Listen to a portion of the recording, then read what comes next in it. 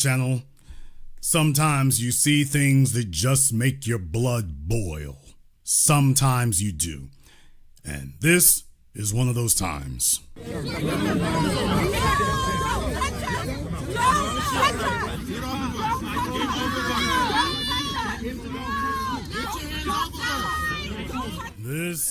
These are members of the Democratic Party, the mayor of Newark there in the middle looking like an old Chuck D. And they are raising hell at a detention center for illegal aliens. They are sitting up here creating and fabricating some theatrical event where I'm talking about they're pushing up against ICE agents. Oh, they're ready to throw blows with the federal government for complete and total non-citizens. Folks who broke the law simply by standing on the soil. And this is what your black representation is willing to do. These are the lengths they're willing to go to for non-citizens. None. Not citizens at all. Now, they arrested the mayor of Newark, and as far as I'm concerned, they can go ahead and keep him there, although I think he's already out. Damn it. And when you see things like this, it makes your blood boil. It's seething. It's disgusting. It's absolutely reprehensible from a completely degenerate and reprehensible group of individuals. You didn't see anything like this 5 years ago. You didn't see anything like this 13 years ago with Trayvon Martin. You didn't see anything like this after the killing of Eric Garner. You didn't see anything like this in Baltimore with Freddie Gray. You didn't see anything like this in Cleveland. You didn't see anything like this when Joe Biden and his bedwench of the Injustice Department, Kirsten Clark, sat up here and let Carolyn Bryant off the hook for the murder of Emmett Till. You didn't see any of them do anything like this. Now, it'd be different if they just did this every week or every year. Well, that would be different. But you ain't never seen them take to the streets and sitting up here knucking to your buck with the federal government. You've never seen that. Why, they have been completely AWOL and aiding and abetting and accomplices the whole time. Not a word, not a peep.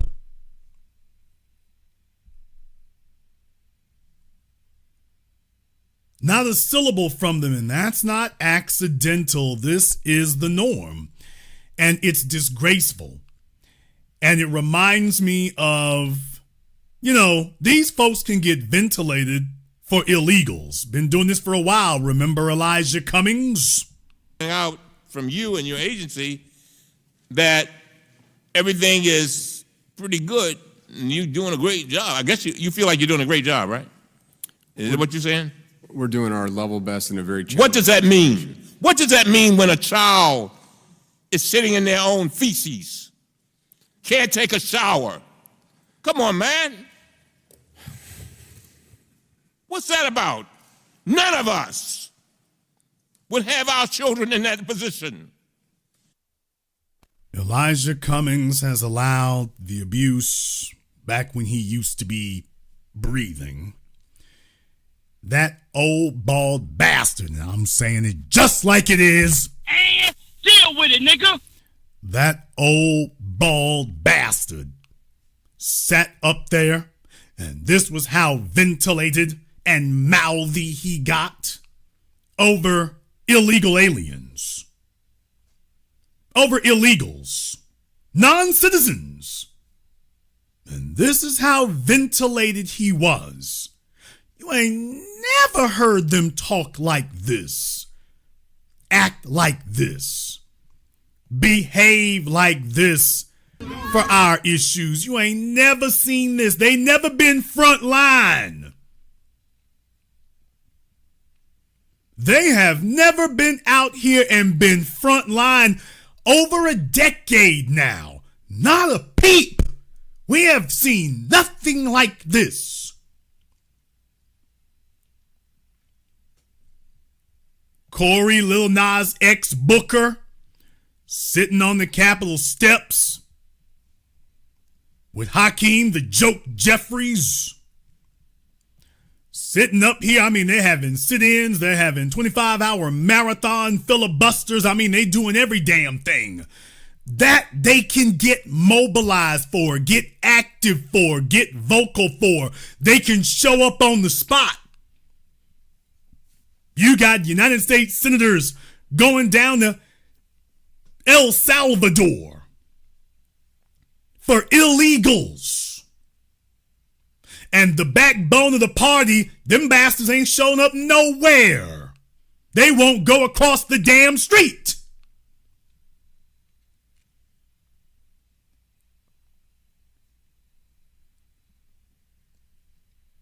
And the issue, of course, becomes that when you start checking paperwork and backgrounds on people, when you start checking the paperwork, you start seeing, wait a minute, where they from again? No wonder you're not mobilized for anything else. They talk about illegals, and all of a sudden you're willing to risk life and limb, safety and freedom. All of a sudden you're willing to make a straight ass of yourselves in the middle of the streets. All of a sudden now you're mobilized. Wait a minute. Wait a minute now. Something stinks in Denmark.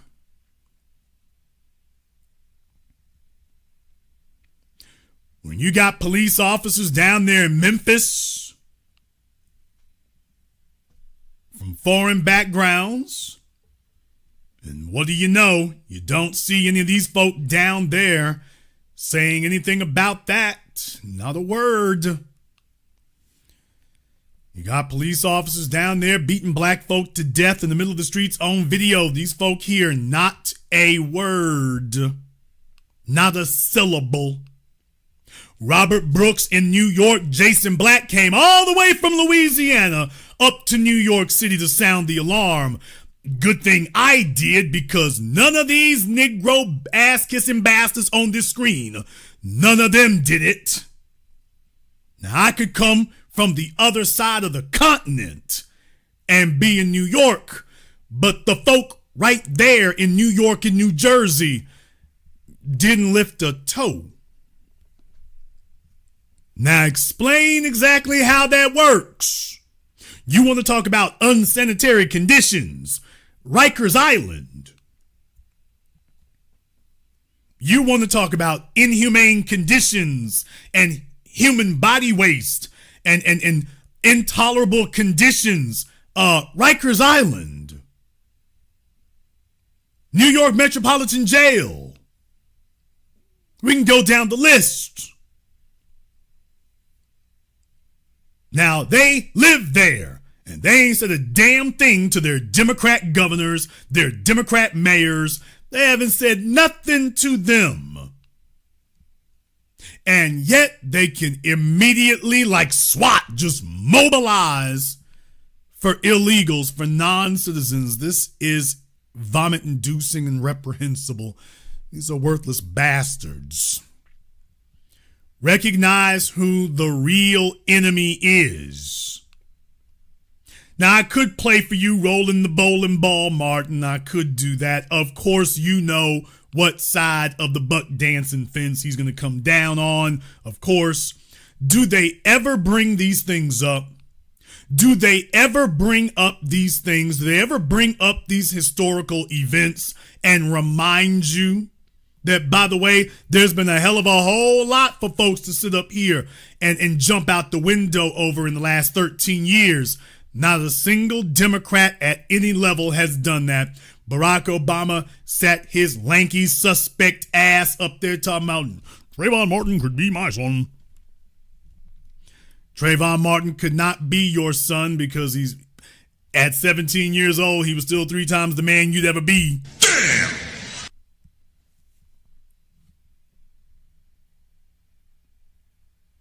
He couldn't be.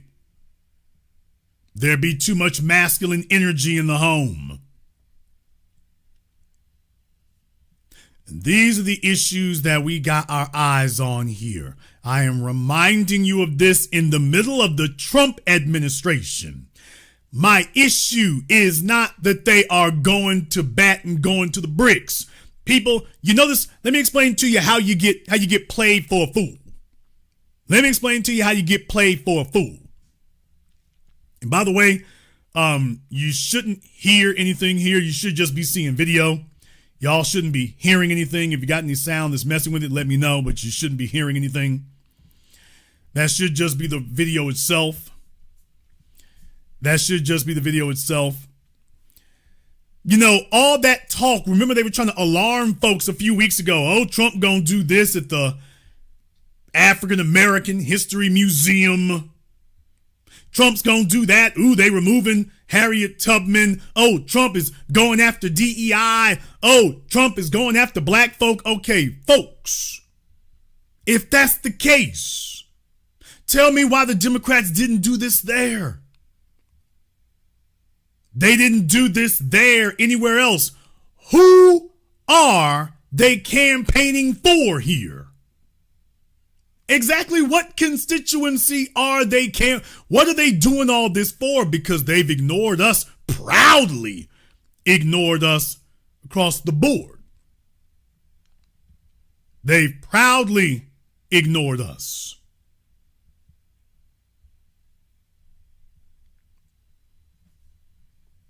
Need you to understand exactly what motivates them here. It's not that they do not know, they are aware of it.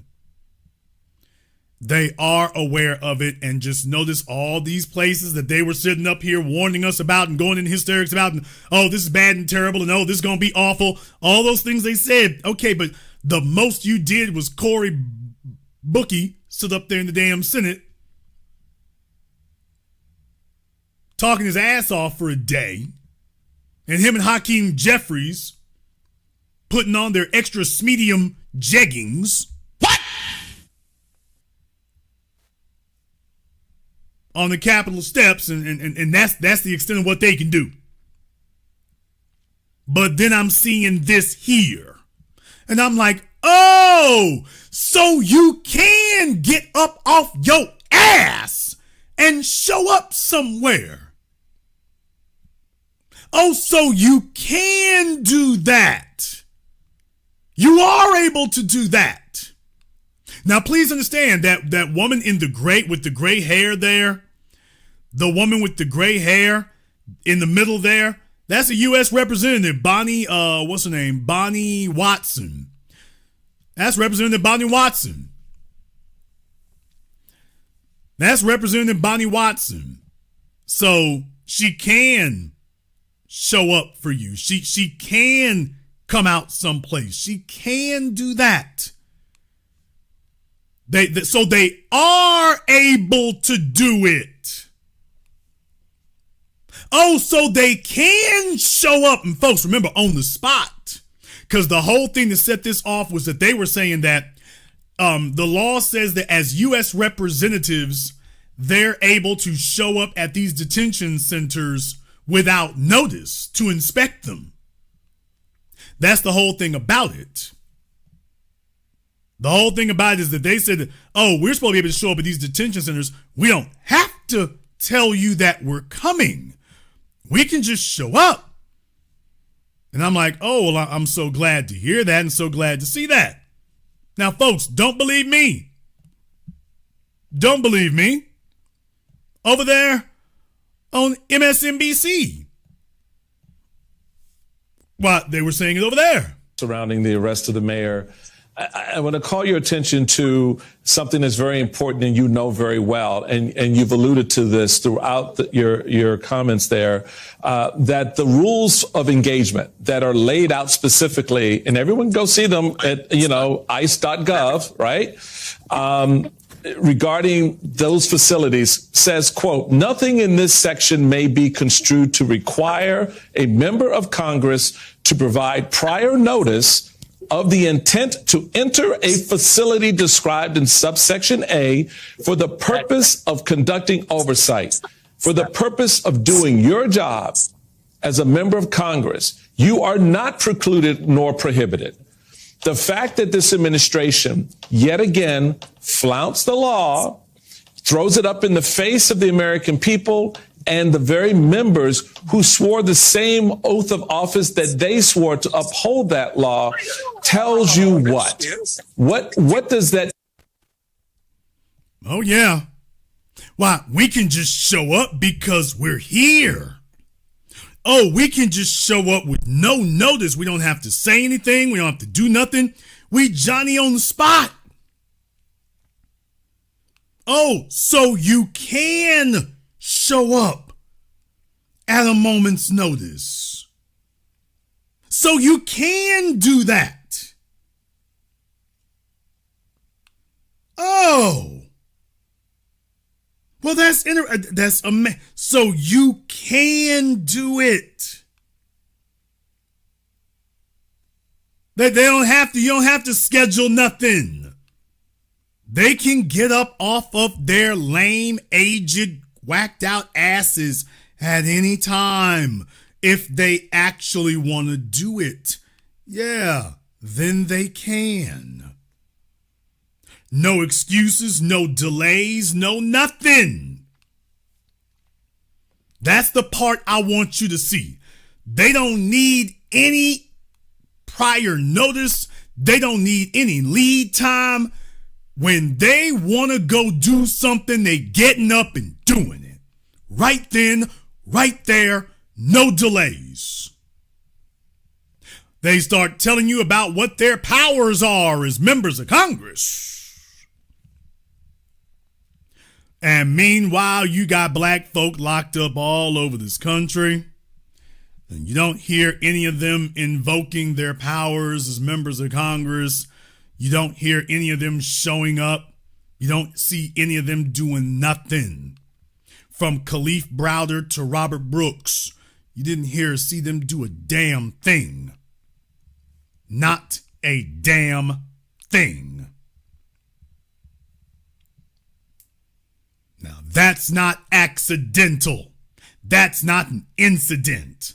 That's not, oh, we just didn't understand what was going on or what the assignment was. We didn't know we could do that. This is them saying that we are part and parcel of the same team. We're part and parcel of the same team. Now I want to show you another piece of video here. This is the video of why they arrested the mayor. Now, what you're seeing here is that they're on the detention side of the fence right now. So they had let the representatives in, and then they told the mayor of Newark pushed his way in with them. Even though he's not a U.S. representative, he's just the mayor of Newark. Well, I'm here to inspect it too. You can't do that. So he pushed his way in, and he refused to leave. Well, this is how it went down. The mayor of the largest city, you are here on private property.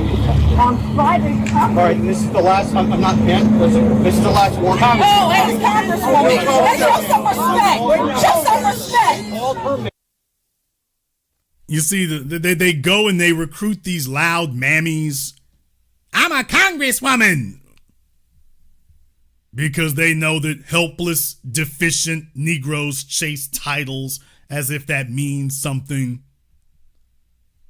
I'm a congresswoman. Who are you representing? It's damn sure not us. So who are you the congresswoman for? Who are you representing?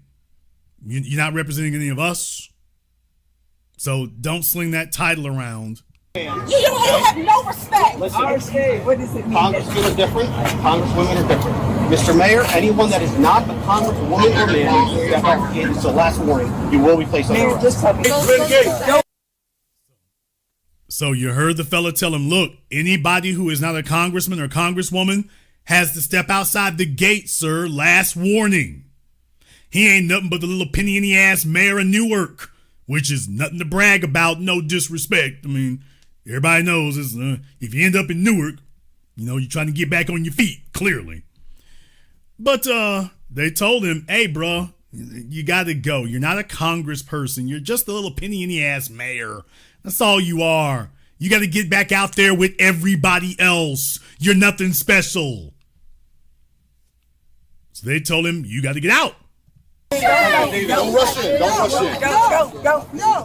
No, please. Clear the gate. Back up. Thank you, Mayor. Thank you. Thank you, Mayor. So there they are. Now they send him back out the gate. They did send him back out the gate. They're saying that because he was on this side, that he should. Then they had a change of heart and said, wait a minute, he's violated the space over here. So on second thought, yeah, you want to see the inside of the facility so bad, we're going to help you see the inside of it because you're under arrest.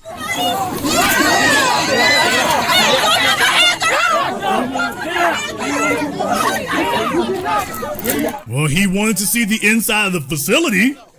A few months, he was so determined to see the inside of it. And they were like, you know what? On second thought, come on inside.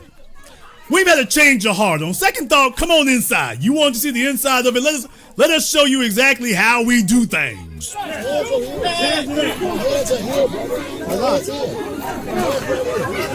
Oh, he wanted to make the news. Okay, he made the news. I'm not resisting.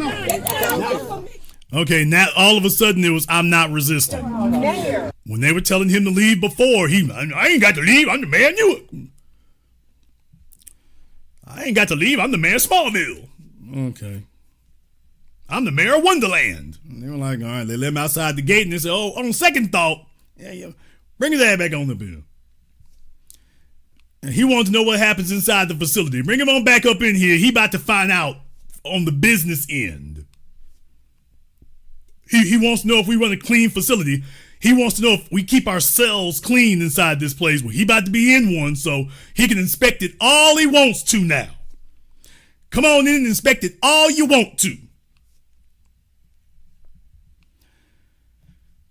So he was upset once they said, you know what, on second thought, stick around. Yeah, we could let you go, but on second thought, stick around.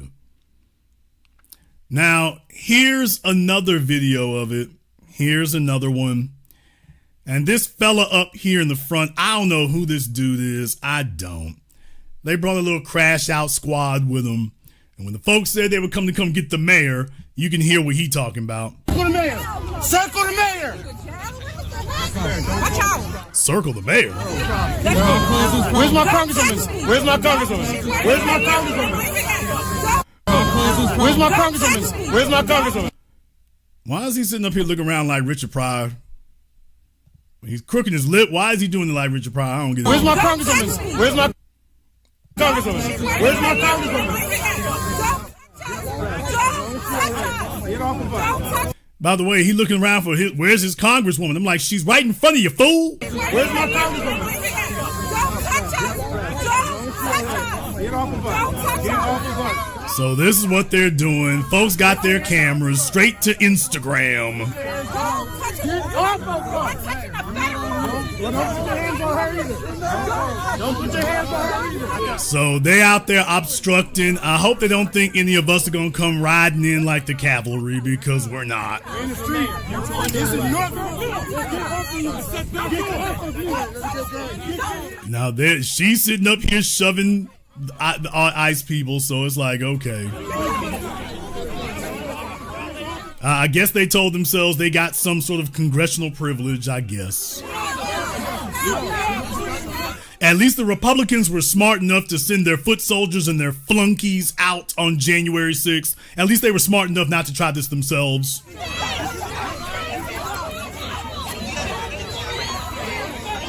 And the mayor of Newark has been escorted inside the facility that he wanted to be inside of so badly. So the mayor of Newark said he wanted to see the inside of the facility. A few moments ago, he refused to leave. Now they're like, okay, well, now you ain't got to. And there's the congresswoman, or whoever this woman is here. And where's her name? Bonnie Brooks. Well, they told him, okay, y'all can come back in if you want to. But he coming with us.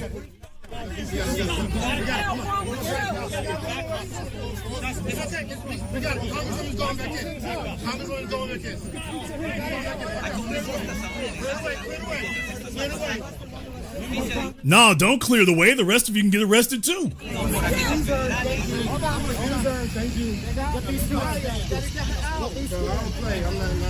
So everybody gets to go look at the facility now.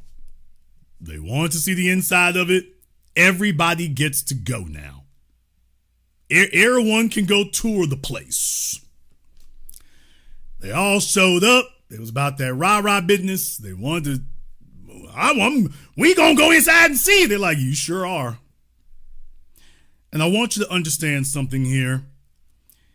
This is everything that is wrong with the Democrats in general and your so-called black representatives in specific.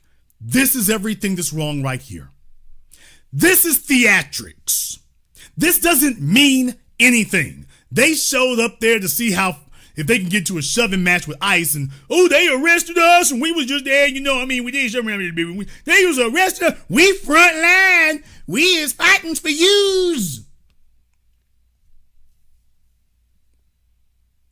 These kind of empty-ass, useless theatrics, this is exactly what the hell is the problem. Now, let me go ahead and explain to you where they got this from, because we have to be clear with ourselves. It was the old niggas. And deal with it, nigga. It was the old niggas of the civil rights generation. They're the ones who popularized this kind of theatrical bullcrap. That's them. This is what they like to see. That right? You give me, you tell them, yous is a congresswoman. Don't they? They need to respect your titles. You just ain't just anybody. Yous is a United States congresswoman. Come on, we all done seen them. Them old niggas sit around the church on Bible study night, the Kiwanis Club, the Freemason Society with their license plates. That's what them old niggas do when they're together. This is what they put their priority on. This is what they said mattered to them. Being seen. That's the issue. Not being effective, being seen. So this carries weight with old decrepit niggas. This carries weight with them. They like seeing this kind of stuff. To them, this is, that right, you stand up for the peoples with absolutely no regard for who, quote, the people are. But this is what matters to them. This is what impresses them. They're impressed by this kind of thing. This is the kind of thing they like to see. That's right. You on TV, you be seeing now. You let them folks know they ain't gonna do you kind of way. They ain't gonna just do you in your kind of way now. You gotta be out there. This carries weight with them. This is the kind of thing that impresses their white handlers and their white donors. You get to go be the crash dummy. They send you out there to be loud and ridiculous. Now remember, what's his name? Robert Menendez. He's a representative too. Now you don't see him sitting up here in the middle of all that. I think they say he got knocked down or something. So he got knocked down in his whining. He's not. He was sitting on the edges. He's not sitting up there trying to throw no elbows front line like that.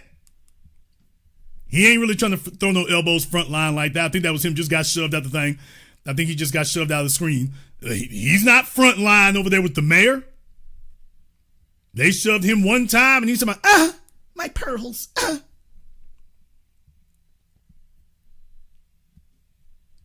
So just understand that you're the designated crash dummies. And what I'm trying to do for our generation is that we don't have any more respect for that. We are not giving anybody any more respect for damn me theatrics. You had a million other places that were way more pertinent and way more important for you to show up at, and you didn't lift a damn pinky toe. You don't get no credit for this. You get condemnation and damnation. That's what you get. You don't get no credit for this sideshow cooning you doing. Especially for non-citizens. Got black folk over here. That's where you need to be. Please leave a message after the tone. can't get a hold of them for nothing. But for folks who are not even citizens, all of a sudden they front line, they loud and every damn thing else, and they front line for folks who aren't even citizens. Brothers and sisters, do you realize the level of utter contempt that these so-called black representatives hold us in? I need you to feel that for just a moment. When they won't lift a finger for us, and yet they're willing to get up, brave New York and New Jersey traffic to go stomp for illegals, and we're willing to riot, and we're willing to crash through those, and we're willing to go to jail with a big ass smile on their faces. And yet you and me, when we took to the streets for Trayvon Martin, when we took to the streets for Tamir Rice, when we took to the streets for Eric Garner, when we took to the streets for Unite the Right 1 and 2, when we took to the streets for George Floyd, for Freddie Gray, we were out there by our damn selves. Wasn't no U.S. Congress people out there with us. We were out there on our own.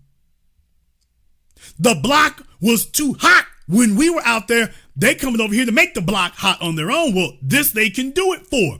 They were nowhere to be seen with us. See, this is what makes them upset about this internet age. We can document all this. Where the hell was Bonnie at? Where were any of them? Because we've been out here for over a decade. Where the hell y'all been at? When we call you, nobody answers the phone. So how did they get you to come out there for this and we can't get you to show up for literally anything? If they wanted to do something useful, they could go ahead and make a detour while they're over there and go stop by, Rikers Island. You can always go ahead and do that. If you really want to show up at some place and demand to go in someplace and inspect it, there's one for you. You want a photo op? There's one. That's one. And I want us to completely lose our taste for that. I want us to completely lose our taste for it. If you all see this as useless theatrics, give me the movie ticket emoji in the chat room and hit the likes button for me. It's over 4,000 people in here live in just the first 30 minutes. But if you all see this as useless Cooning and theatrics, and you see it for what it is, give me the movie ticket emoji in the chat room and hit the likes button for me. Although I might have a lot of old Democrat supporters up here tonight who don't like that. Might have some old Democrat supporters in here tonight who don't like that. They wish I wouldn't say things like this. You see, their whole thing was to create a media event. See, this is what we have. We don't have representative. We have performative niggas. I'm not even going to say Negroes. We got performative niggas who sit up here and want to get attention for doing nothing. They want to get attention for not doing anything. Or so the next time they're at the family reunion, they can go ahead and show their Puerto Rican or whatever flags they want to fly while they're demonstrating you, yeah, we don't do nothing for y'all there. So for them to be this triggered and this agitated, that tells you something. That tells you something. Understand what you're really looking at and what you're really dealing with. That tells you something. Want to go a little bit farther with it right now. Want to go a little bit farther. Want to go a little bit farther.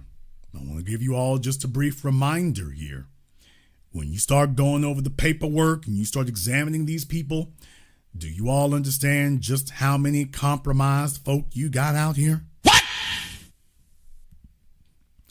A whole bunch of these folk, they living with illegals, sleeping with illegals, married to illegals. Damn! Got illegals in the family, children of illegals. I need you all to understand just how deep this really goes and just how far it really goes. That means something, and that matters. That matters here because we're decades down the line and Folks, if you're not checking the paperwork, you don't even realize what's really going on and what's really happening. It's not accidental when you see this. That's not an accident. And the fact that they can get mobilized for this, but they come and tell you and me about all their damn excuses and about what they can't do, and nobody can answer the phone, and you got to play damn me Where's Waldo to find people, and we got real issues going on out here.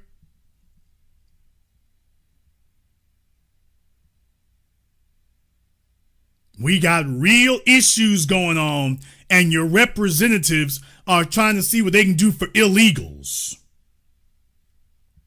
Now, when Joe Biden and his Injustice Department were running interference to let Carolyn Bryant off the hook, these were the same niggas sitting there quiet as church mice. Didn't say nothing, didn't do nothing. Furthermore, ain't saying anything and not doing anything today. They weren't saying or doing anything then, and they're not saying or doing anything now. They are quick to turn their ass up at us and show us, oh, you're a non-issue. Oh, you're not an issue. You don't really matter. And then you've got the unmitigated gall to sit up here and show up in person, and you throwing your little elbows at ICE agents. And yet you ain't throwing elbow one with Joe Biden and Kamala Harris didn't say a word when it actually mattered.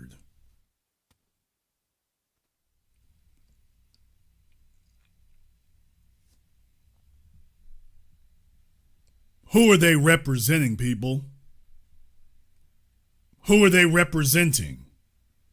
Who are they actually representing? I have seen and tolerated some absolutely disgusting things over the course of the last decade, but this right here makes the top 5.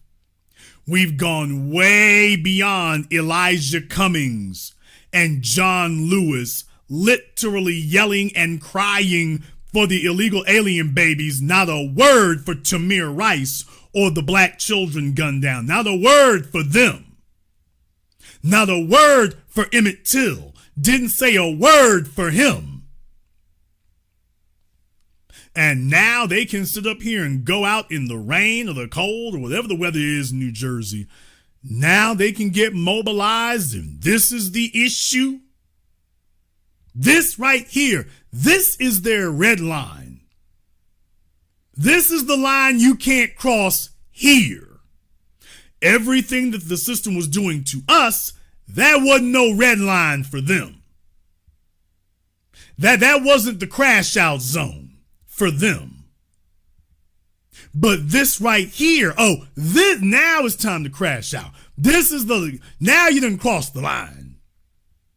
Now you violated their space. Now you've done it. Now you've done it. So going forward, there is a reason why it's very clearly shaping up for 2026. Vote the couch. We ain't down ticketing nothing. You don't have any representation. Please understand, every single one of you Democrats, every single one has been voting, moving, stomping to do anything and everything they can for illegals. For illegals. Fighting for any law, any statute, any bogus court case. I mean, they're going above and beyond anything and everything they can do, legal or otherwise, for illegals. For them. Just them. You and me show up, and then all of a sudden we're told what they can't do. Oh, hell, if we get that far, because they don't even answer the phone. They won't even answer the phone when we show up for it. Well, Jason, what are you doing tonight's program for here? I am doing their absolute worst nightmare. Jason, what is that? You see, we're not supposed to have this kind of conversation right here. What they have been counting on for the last 40 years is that every time they sit up here and do something bogus like this, we all gonna sit up here, gotta get Trump. We ain't gotta get a damn thing. Not when you sitting up here fighting for the enemies. We don't have to do a damn thing. We're not supposed to have these kind of conversations. The reason why support for the Democrats has softened over the last decade is because there's been a steady drumbeat of what I'm doing here tonight, and nobody can argue against it. No one can tell you why this is legitimate and they should get a pass for the last 15 years. Nobody can do that. Actually, you all, let me take it even further. You do realize that Barack Hussein Obama was signaling that he wanted to run for president back in 2006, right? What? You realize we're at 20 years? We are at 20 years from the time that Barack Obama made it clear that he wanted to run for president. We're at 20 years from now. We're 20 years from then. 2 decades, people. 2 decades. Almost 18 years from when he got elected. You realize how much time has passed? Do you realize how much time has passed? Understand, it's not a fluke. The excuses that they gave us for ignoring us while he was president, they didn't back off of it. They just kept going. They just kept rolling. They never sat up and said, okay, we got to do something now. Every time they came around, it was, we can't do anything. Now, I want to explain something to you all so that you understand where the real insult here is and why it is absolutely inexcusable. Let me explain to you what the real insult here is. What they're doing on the screen right now, this doesn't require a vote. It doesn't require an election. It doesn't require a majority in any house of Congress or the Senate. This right here on your screen is them trying to show they represent the people, and the excuses they gave us. Oh, we don't have enough people for a vote. You got enough people to, if we can take to the streets, you got enough people to show up and take to the damn streets too. Being our representative does not just mean sitting in the house for a vote. Being our representative means being what you doing right here for these folk right here who aren't even citizens. Yeah, this right here. This what you supposed to be doing for us right here. With Trayvon Martin, with Daniel Penny. Damn. You supposed to be doing this right here. We're not supposed to have to show up for a damn thing. Our so-called representatives are supposed to be showing up for this. That's what I'm talking about. People, don't let somebody say, we ain't got the votes to do what y'all talking about. You got shoes so you can go walk your ass. I don't give a damn, you in your pajamas. You got shoes to go walk your ass over here and be seen and represent our interests, to be our spokespeople. We got to have street level activists and street level media people, because our elected representatives are telling us they can't represent us. They're telling us what they can't do for us. Up to and including telling us that we can't even speak. At the very least, the least your ugly asses can do is get in front of a microphone and speak up for our interests. That doesn't require a vote. It doesn't matter if there's only 4 of you. The 4 of you need to be doing it. You are supposed to be our spokespeople and our advocates. When there's an election, you put it on the ballot. In the years when there's not an election, you put it on the news, you put it front page, you put it on the news feed. You are supposed to be our relentless spokespeople for these issues. We've told them what it is. Listen to me, people. Y'all know me. I've been everywhere. I got folk everywhere. You've seen the videos that we posted here. These niggas know this. There's not a single thing we gonna bring up that they don't know. Ayanna Pressley holding a press conference talking about HR 40. They know. They know what our issues are. They know what we're motivated by. They know what we're looking for. They know why we didn't show up in November. They know. And they've made it clear that their only tactic is, let's pretend it didn't happen.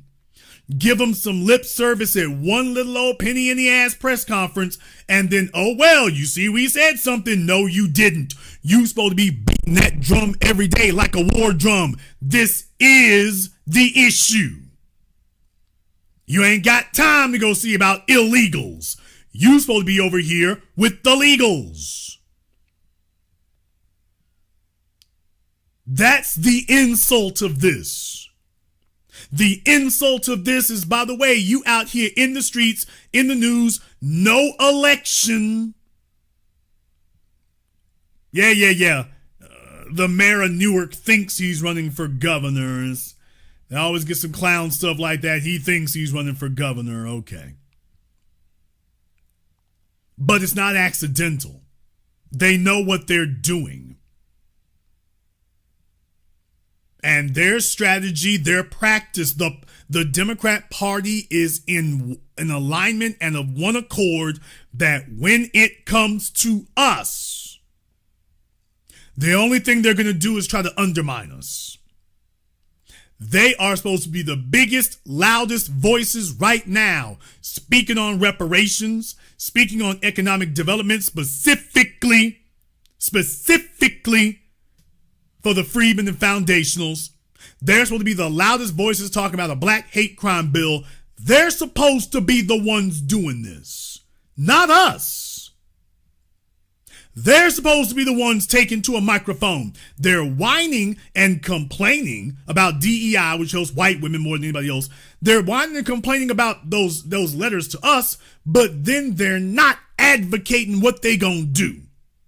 Once again, the only thing they use these issues for is to say, oh, well, hey, you got to come out and vote now.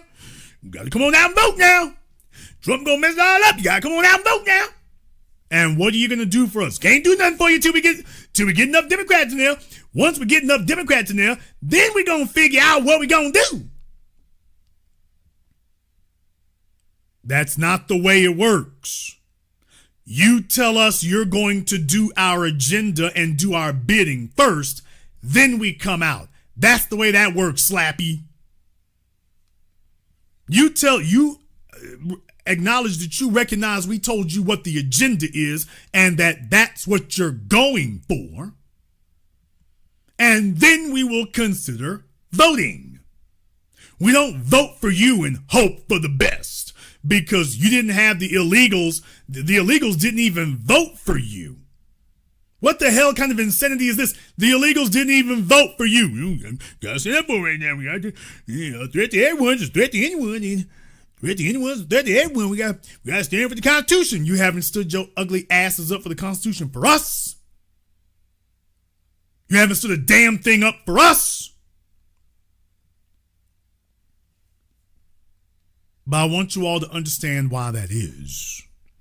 What they're trying to communicate is to let you know that it doesn't matter the time, it doesn't matter the year, it doesn't matter the political environment, it doesn't matter who's in the White House, which party has the majority in the House or the Senate.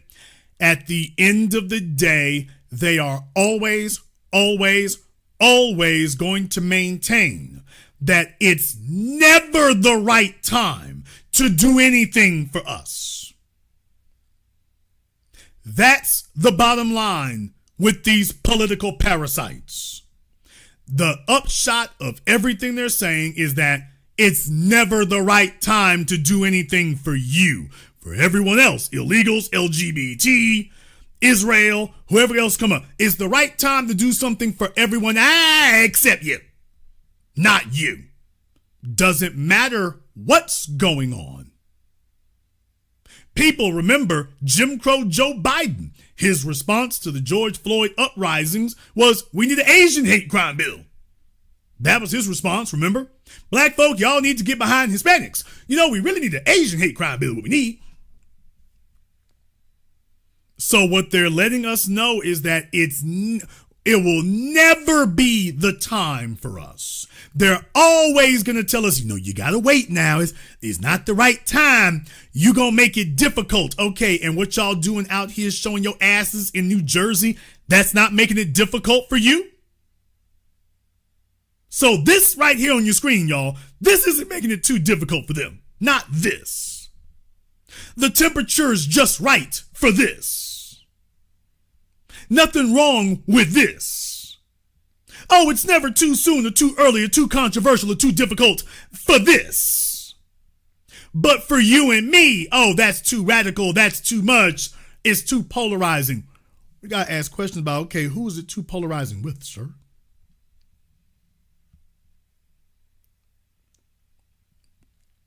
Exactly who is it that it's too polarizing with? Because I got a feeling that it's too polarizing in your house. What? It's too polarizing around your kitchen table. It's perfectly fine around ours, but I got the feeling, the real issue is that it's too polarizing at your house. It's too polarizing there.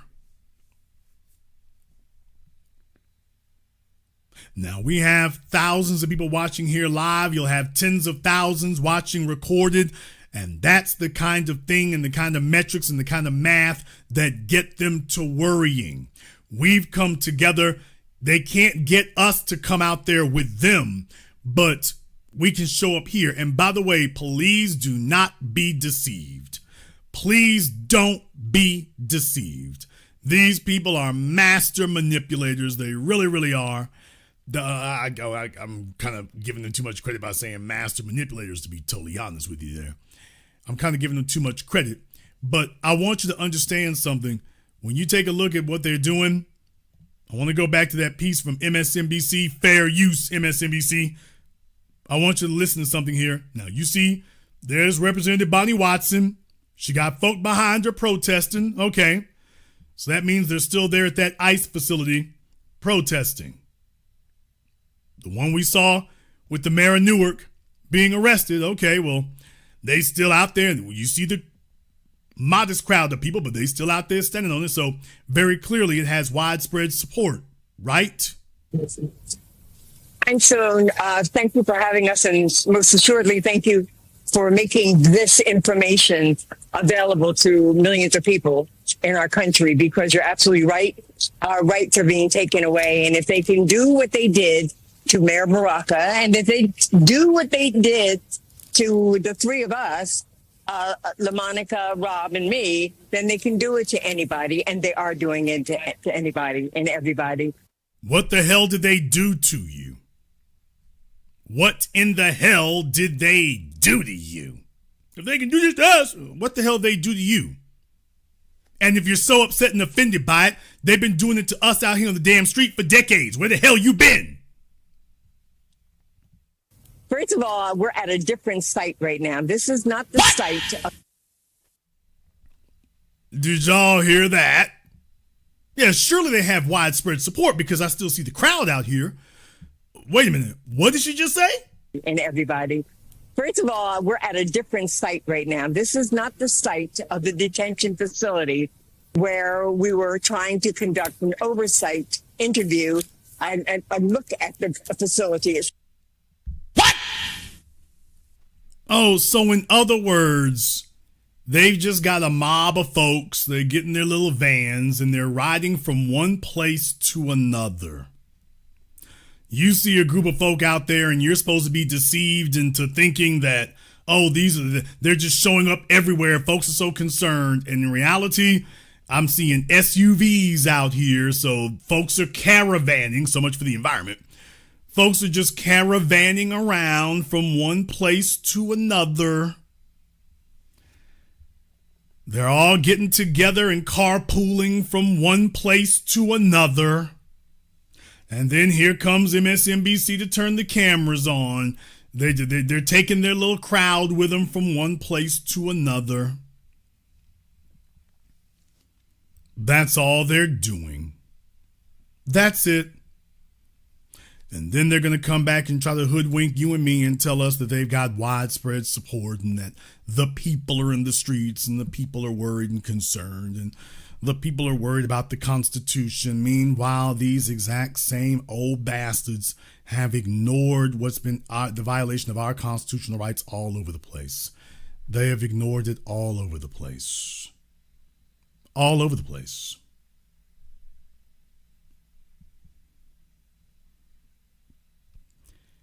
I want our generation that has already begun to wake up, that is not going to be so bamboozled and easily placated as the old niggas were from the civil rights generation. We're not going to do it the same way. We're not moving the same way. We're not acting the same way. We're not doing any of that. You see, with the old folks, they would have saw this and that would have true. You can't be doing that. I'm a homegirl right there. You can't do that. They're trying this now. They're looking around for us and they're not hearing anything. See, this is what was supposed to happen, people. What was supposed to happen was we supposed to take to the streets. What? We're supposed to take to the streets and we're supposed to start protesting and we're supposed to get on our social. See, this was supposed to go viral. This was supposed to go viral. This was supposed to be some big moment here. Oh, this is going to be a game changer. This was all supposed to be one big viral moment. This was supposed to be George Floyd 2.0. This was supposed to be the galvanizing event. This is Fort Sumner. That's what this was supposed to be. That's what this is supposed to be. That's what it was supposed to be. Didn't happen. Didn't happen, not gonna happen. It was DOA, dead on arrival.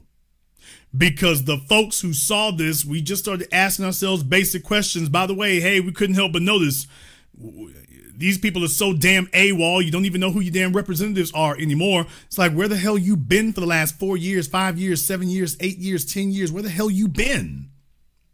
Because we've been out here. Where the hell you been? So they were really hoping that this would go viral and this would galvanize the masses and everybody would be upset. And, oh, we're supposed to pass this around and we're supposed to get ready to march and we shall overcome and get out your banners. And we're all going to go march our way to the local ICE facility and talk about what happened to our fallen heroes. And more like, I fell and I can't get up. But what happened to our fallen heroes from Congress who have stood up for, they're standing up for our constitutional rights by rallying for people who are not even citizens. So they're standing up for the citizens' rights by ignoring the citizens and standing up for non-citizens. What the hell kind of mental alchemy is this? What the hell is this? So please understand exactly what we're dealing with here and understand that our reaction has been radically different from what they were hoping and expecting. We didn't get up and start stomping for nothing. We're not passing it around talking about injustice. Nobody on our side is talking about shutting down ICE. We are not the least damn bit concerned. The same people who said defund the police, ain't nobody jumping up talking about defund ICE. The grassroots that set it off with George Floyd, none of us are out here talking about defund ICE. Not gonna happen, not gonna work. ICE hasn't done anything to us. And deal with it, nigga. ICE didn't do anything to us. What has ICE done to any of us, people? Of all the government agencies we have trouble out of, I'll be damned. ICE and the Environmental Protection Agency. Hell, we've had more trouble out of the EPA than we have out of ICE. What the hell has ICE ever done bad to us? Why do I have to be upset over ICE? What has ICE done to me? How has ICE threatened any of us? Who in here is battling ICE as we speak? You're having more trouble out the damn IRS than you are out of ICE. Which one of us has ICE harassed, deprived us of our rights, seized our property? What has ICE prevented any of us from doing? Which one of our constitutional rights has ICE infringed on? Because I can tell you how Joe Biden's Injustice Department infringed on and disregarded our constitutional rights. So which one of our rights, tell me, what has ICE done I got to be upset over? What has ICE done to me? Or are you going to try to scare me with, they ain't did nothing to you yet, but they gon' do it. Okay, well, holler back at me after they do it. Meanwhile, let's talk about these other agencies that y'all Representative Coon niggas are defending or being quiet about that have done something to us. Let's talk about them. Let's talk about that. You can kiss my ass thinking I'm going to be upset about ICE. ICE hasn't done anything to me. They haven't done anything to me, and they're not on their way to doing anything to me. If they ever do get around to doing that, we'll take care of that then. We got plenty of other alphabet agencies we need to be dealing with that these same members of Congress didn't say a damn word about. And that brings us to the next point right here, people. Do you realize just how dirty and corrupted these Negro politicians are? Damn! Do you realize how dirty and corrupted they are, people? Y'all know full well what this is about, don't you? There's some rich white folk out there, rich white folk, rich white interests. They paid for this. They got your black representatives dancing on a damn string. They got them dancing on a string. That's what they have your, quote, representatives doing. Don't y'all realize how tight around their fingers they got them? Hey here, Mayor Baraka, wink, wink. We all know what you got to do. Do you all realize how tightly around their fingers they got these clowns tied? I'm telling you, that's what it is. They got illegals working for them. Some of them sleeping with illegals. They got rich white folk paying them to keep the train going. It's not no black folk paying them for that. The white people, the only people who profit off of illegals being in America are white folk. There's not a single black person profiting off of it. There is no co-op where we get together. Guys, steal for the illegals.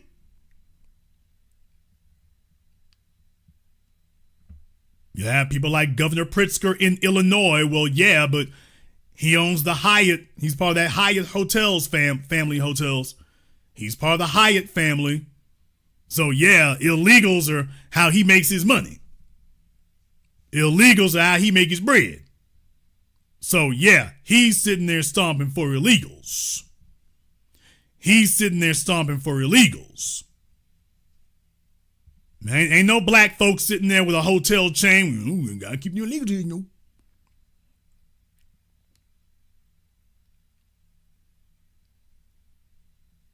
So when we get together and we have this kind of conversation and we make it clear, oh, we ain't stomping for none of y'all. Let me explain something, and I want to say this from the bottom of my heart. I want to say this very, very clearly right now. My only regret is that they released your asses. Damn! That's the only regret that I have. My only regret is that they released your asses. You see, for anybody else here, you get hemmed up by them folks, you're going to be locked up for days. You see, they need to get shown what life is really like out here in the environment that they have willfully neglected. My only regret is that they didn't take their asses and themselves up in there and leave them there for a week or two. That's my only regret. That's the only thing I'm sorry about. That they didn't grab their asses up in there and leave them. since they don't think that we need to deal with any of these government issues that we've been talking about in the last decade, put their asses right where they're at. It's going to be hard for the mayor of Newark to run for governor if he's still sitting at the ICE facility. What? Going to be kind of hard to run for governor from there, ain't it?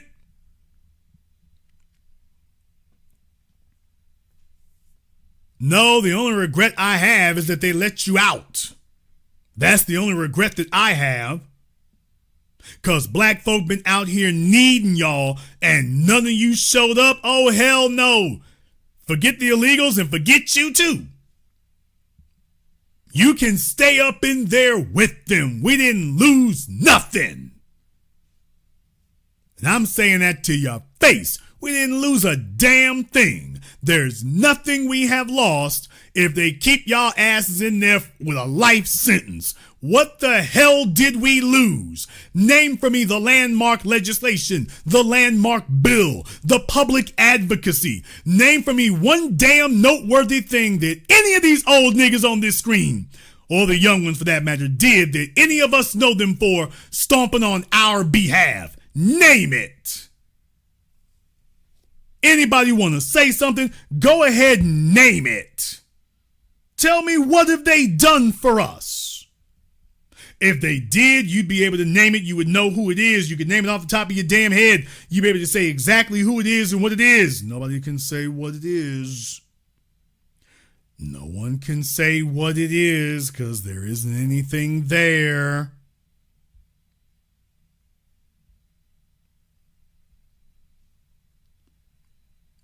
Though there may be some people who think that I am treating the matter unfairly. There may be some people who believe that I am treating the matter unfairly. So what I'm going to do is I'm going to go ahead and open up the Zoom. We're going to go ahead and open up Zoom for everyone here. We're going to go ahead and do that. And we're going to go ahead and give you an opportunity to chime in and weigh in on this, because you know that you got some of your supporters out there. You know, brother, you're on the wrong side of this. That's the problem right there. You understand? There's something wrong with you right now. I mean, I know the Democrats ain't been doing the right thing, brother, but you know, we can't let them do this right now. There's a threat. I'm going to open up the Zoom. I want somebody to call me up and tell me what exactly has ICE done to us that makes it where our representatives don't show up for us, but they can show up for this. How the hell does this hurt us or affect us in any way? What the hell is it that we got to worry about ICE for? Why? What did ICE take from us? What are we losing? You can go ahead and call up and let us know what that is. I'll be very intrigued to hear what that could possibly be. In the meantime, I want to thank everyone, and I do mean everybody who has contributed to a nice program on PayPal, Super Chat, Venmo. Shout out to my man, Mr. Rich Bird. Thank you very much for your support, brother. We appreciate that. To Mark B, Keenan, Michelle, and everybody else there in the chat room, thank you very much for your support. Black to Devs giving out some memberships. We appreciate that. Logic Before Emotion gave out some. The gift that keeps on giving. We appreciate that. We're going to take a very brief commercial, non-commercial break. When we come back, if you can explain to me what ICE has done to us that we need to be upset about, inflamed about, mobilized about, agitated about, that we need to be standing up. What has ICE done what did ICE ever do to us that we need to be aggrieved over? This will be your opportunity to go ahead and let us know. This is the Black Channel. When you visit MrBeTheTeacher.com, you can get a copy of his award-winning book, Guidelines for the Successful Student. While you're there, grab one of his newest tunes along with fun and educational lyric videos. Never give up, don't worry, never give up, study. In order to 1 is 2, 2 times 2 is 4, 2 times 3 is 6. 2 times swap names, he, she, they, and we. Simplify the satanic divide as the following guide. Money multiplies and shares of what they buy. You can also acquire his tutoring services via varsitytutors.com or tutor.com. If you wish to speak to Steve Burgess directly, you can do so through MrBeTheTeacher.com. The Honey Badger and the Mongoose is a children's story for the family of how a honey badger and mongoose fight an evil alliance of venomous cobra snakes and hyenas that overhauls the balance of the savannah. The Big Five. The honey badger demands reparations. Will the Big Five give the honey badger reparations? Can the evil alliance of cobras and hyenas be stopped? The best new price for the hard and soft cover is at www.thehoneyBadgerandthemongoose.com. You can also find this book at Amazon, Audible, and Kindle.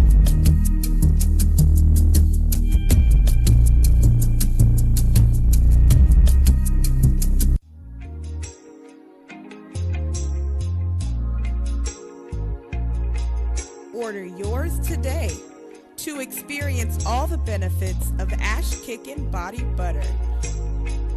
With skin so smooth and soft, you'll thank us for it. Shop Ash Kickin' online. That's ASHKICKIN.com.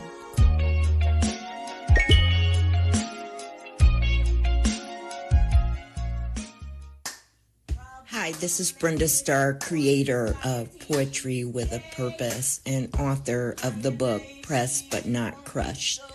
Pressed But Not Crushed is an anthology of political poems that address current and historical issues in American descendants of slave population and African American population.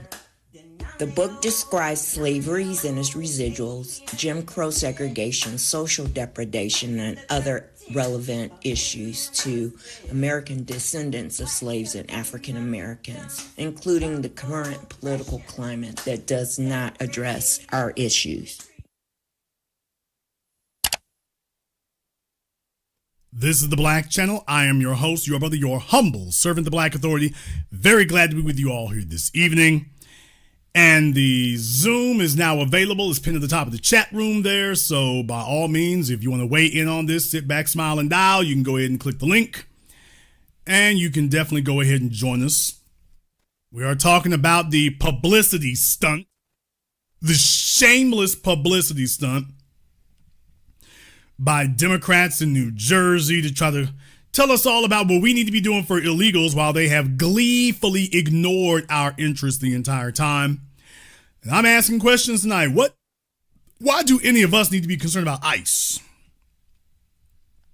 How is ICE a threat to any of us? We got long-standing issues. ICE is not on our list of priorities or our list of issues.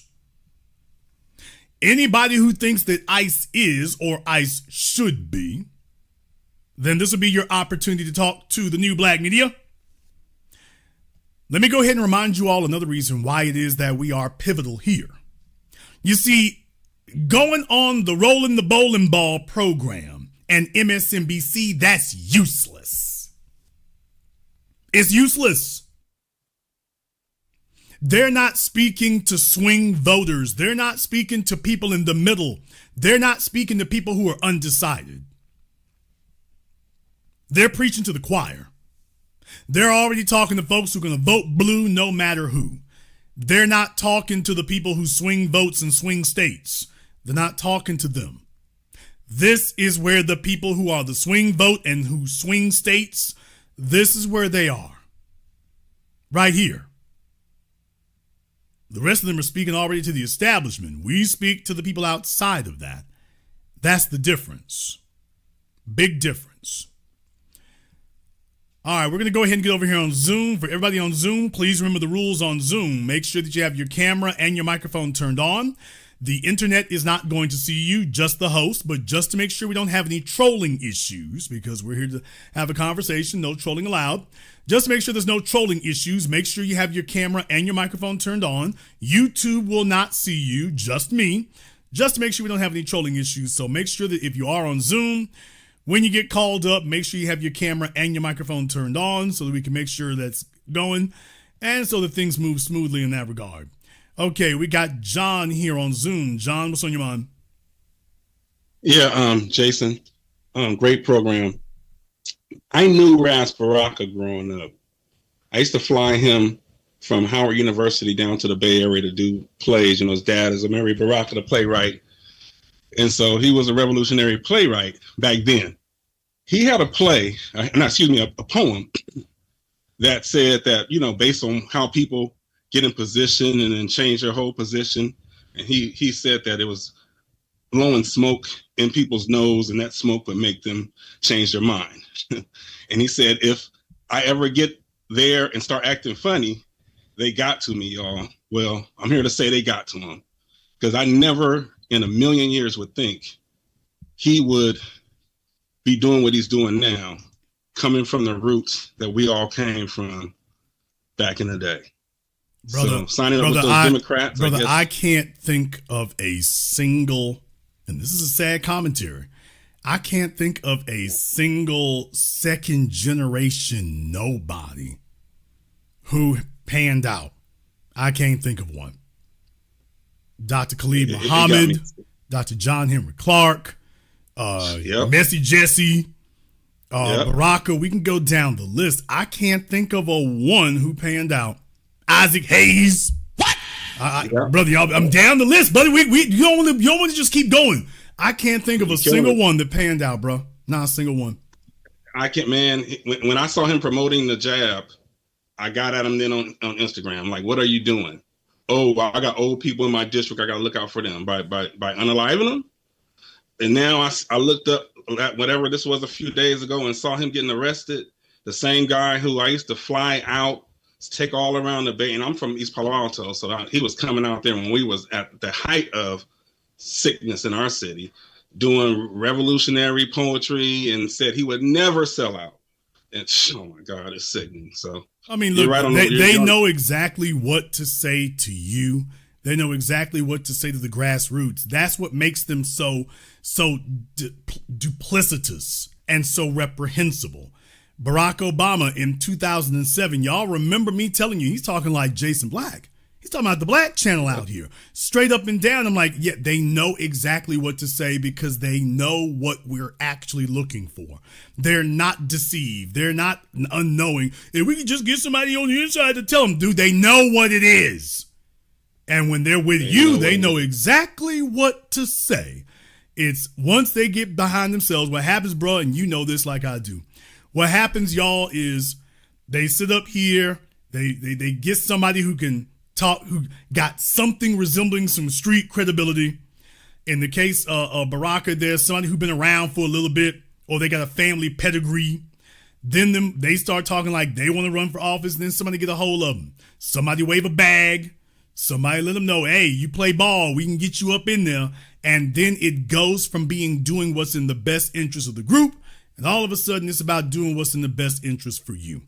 Remember, I mean, I just came back from Albany back in February. I seen how they get down when the lights go down up there in New York. The politicians, I seen it firsthand. I'm not telling you what somebody else told me. That is what happens. That's what occurs. We got whores, we got money, we got everything going on. Everything.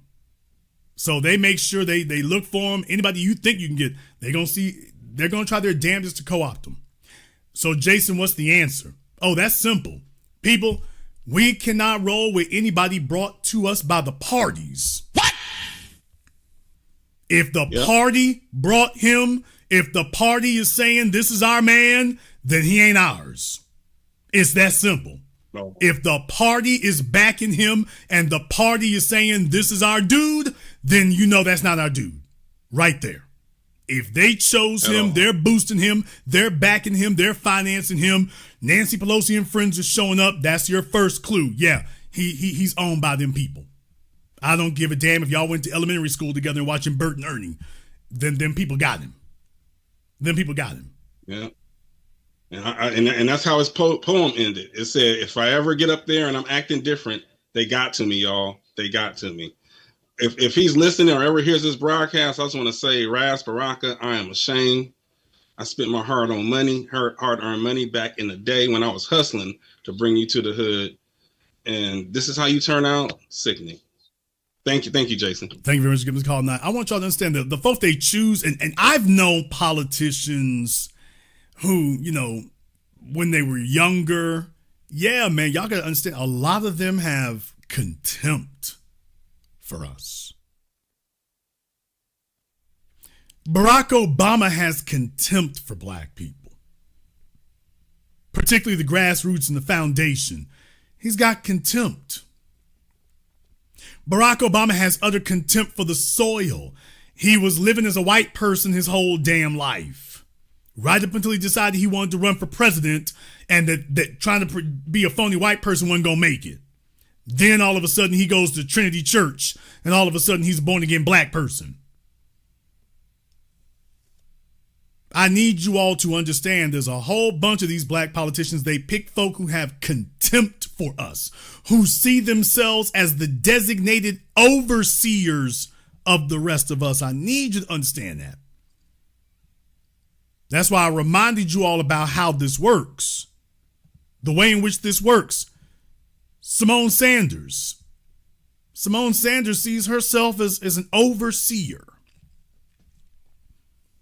Got to remind you that when she was in high school, she met Bill Clinton and they were sitting there just cheesing. Man, I told y'all, they don't bring anybody in by accident. They got the paperwork. They've been watching you, not for years, but decades. They can't afford to have a loose cannon.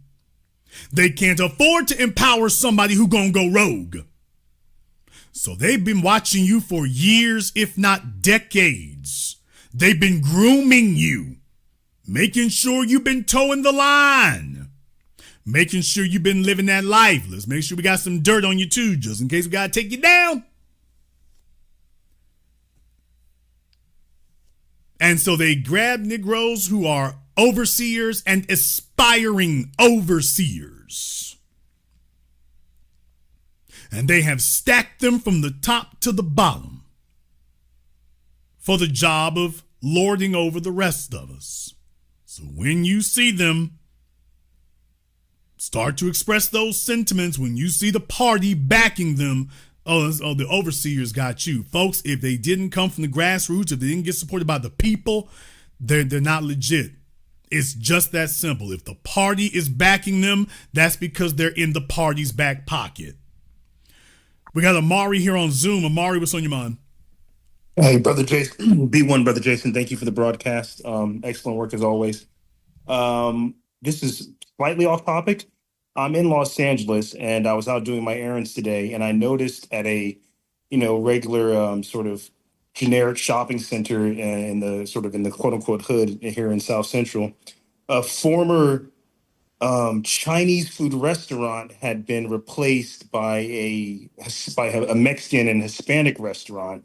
And it really got me thinking, like, now that we've delineated and we've sort of broke that people of color alliance thing, neither one of these two groups can hide behind us and hide behind under the umbrella of people of color stuff. So it just got me curious, like, how do you see the financial, the GDP of these two collective groups, Latin Americans and Asian Americans? How do you see them taking blows? Which one do you see taking more blows in the future? And is there any way that foundational Black Americans can play them against each other like they've been playing us for all the, without us knowing any better? Like we know both of these groups used us to get as the thin end of the wedge, but now that game has been destroyed and it's a brand new day, now they're starting to sort of cancel each other out.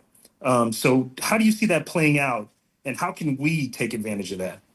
Okay, well, first of all, the way in which you take advantage of it is having a code. When you have a code among your people, that's what does it for you. How do you use it? How do you play them against each other? You can't, because in order for you to do that, you'd have to have superior power to both of them, which right now you don't have. So that's going to be an impediment there. However, the real thing is that, and also in order to do that, you have to have something that other folk want. Now, the good news is that we do, but that only circles back around to the code thing. So in places like California, for example, the problem in California has been fellas wanting to chase interracial sexual access and marijuana. That's a lack of a code. There's no code, no agenda, no principles.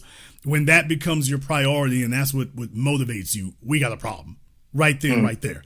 These other folk are not motivated by that. They might indulge in it, but that's not what's motivating them. So getting your ship and your house in order on that level, that's the most important thing that you can do, because then you have a unified response to these things. The problem has never been what happens to us as individuals. The problem has always been how we respond as a group.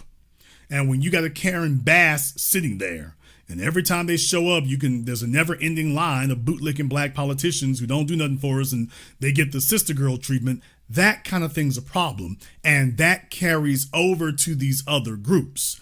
So they don't have to present us with anything politically. It's being economically undisciplined. That's the problem.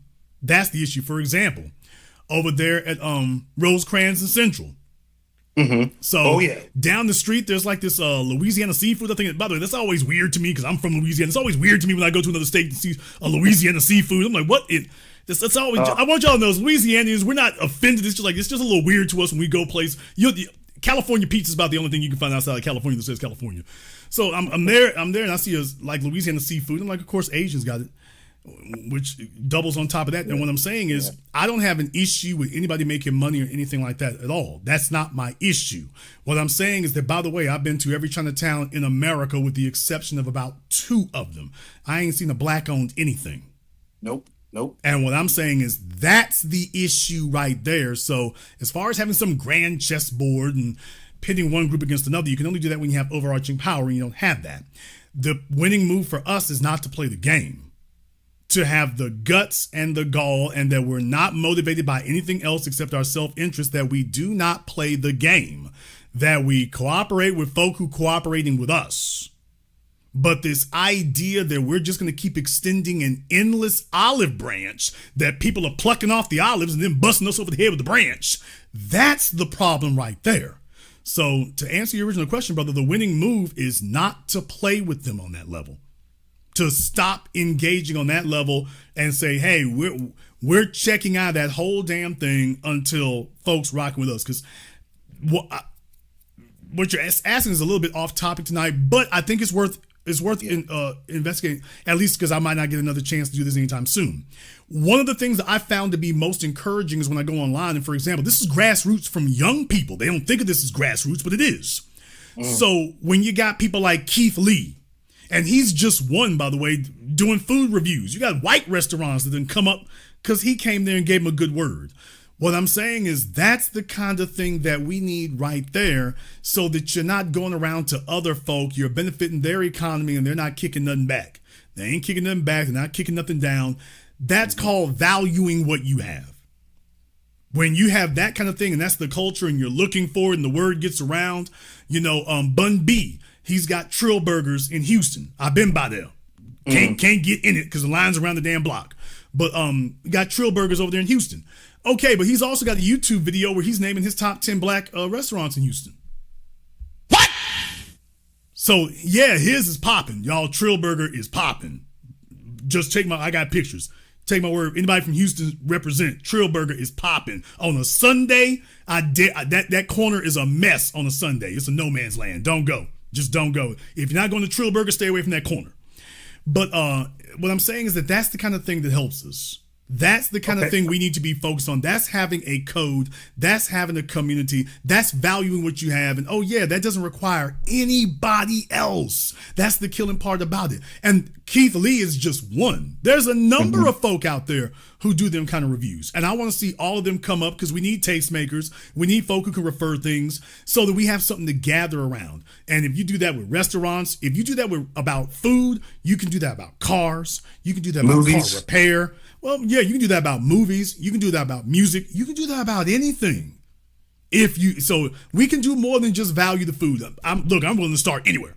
I'm not downing it. I think that's great. I think it's wonderful. I'm from Louisiana. Me down food, nigga, please. But what I'm saying is that that's the formula right there. We tend to be ambassadors for everybody except us. Right. There's where the problem comes in. We're ambassadors for Asian females, Latina females, and there is nothing wrong or criminal or bad about being an Asian female or a Latina female. That's great. That's wonderful. That's cool. That's fine.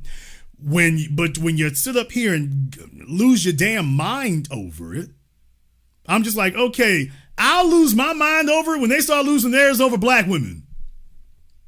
And when they start flipping out and this, that, and the other, okay, I'll lose my mind to 75% of the extent you lose yours.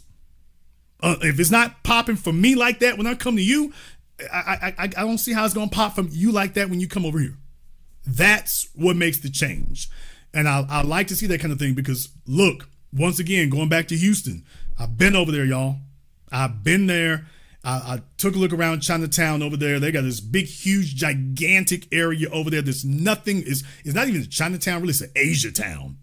Over there in Houston. They got this great big complex plazas on both sides of the streets. My folk over there in Houston know what it is.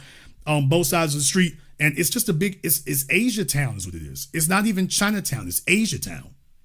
Okay. I don't have anything against that. What I'm saying is that, by the way, we got stuff we need to value too. You do that and everything falls in place. We focus less on what other folk are doing because that's not the real issue.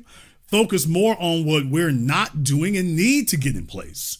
If you do that, brother, everything else falls into place from there. This is not a matter of what these other folk are doing and can we whip them into shape and get them in line.